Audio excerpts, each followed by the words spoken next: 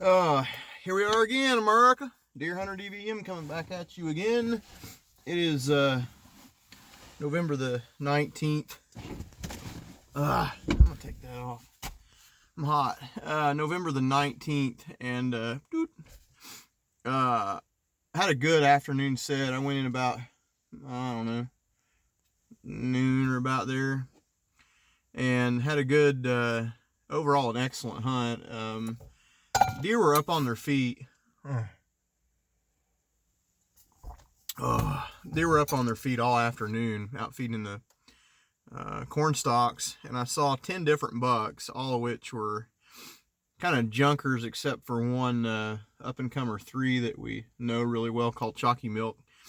And I did see one of our shooters out way off on the other end of the field, kind of, I think he was with a doe, but they weren't really doing a whole lot together.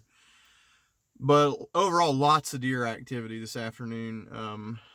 Some chasing, but a lot of young bucks were just out searching. So I think we're in the, I don't want to say we're quite past the quote lockdown phase now, but we're getting close.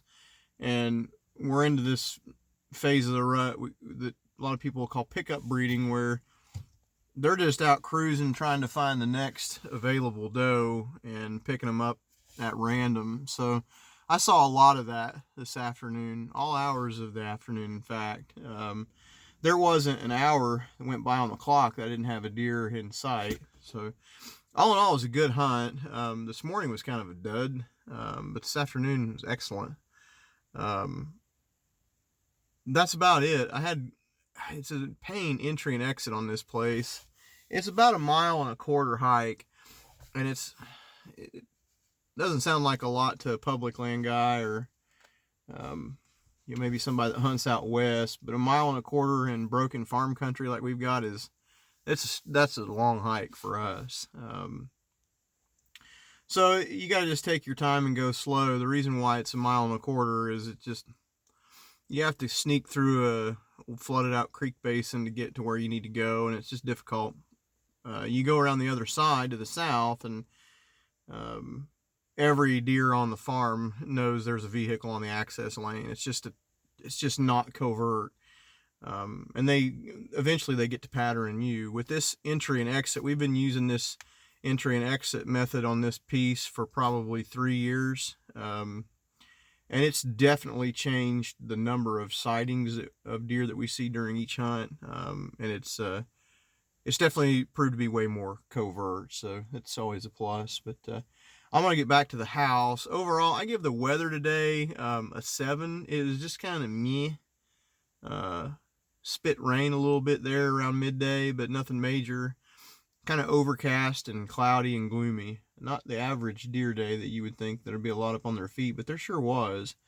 On a deer movement scale, I'm going to give it a solid 8.5. It was great this afternoon. This morning kind of being a dud, but overall good day in the timber. I think bucks are definitely doing some pickup breeding, and that's kind of what I was doing. I'm kind of hanging on a field edge, which I rarely do, which is food source, shelled corn, and hopefully the does pour out into it, and they kind of did.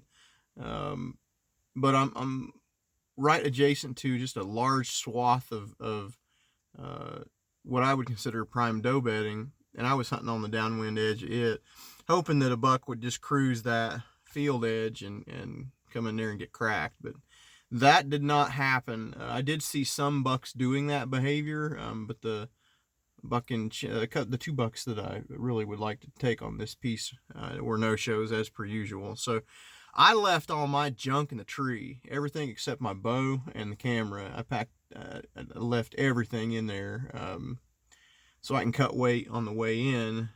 Tomorrow I'm going to come back in the morning. We're supposed to get a shifted wind tomorrow. It's supposed to be still at daybreak, so I'm going to have to be fairly covert. I'm going to go right back to that same tree and see if I can't get it done there. So thanks for following along with me, guys. Hope everybody had a good hunt today.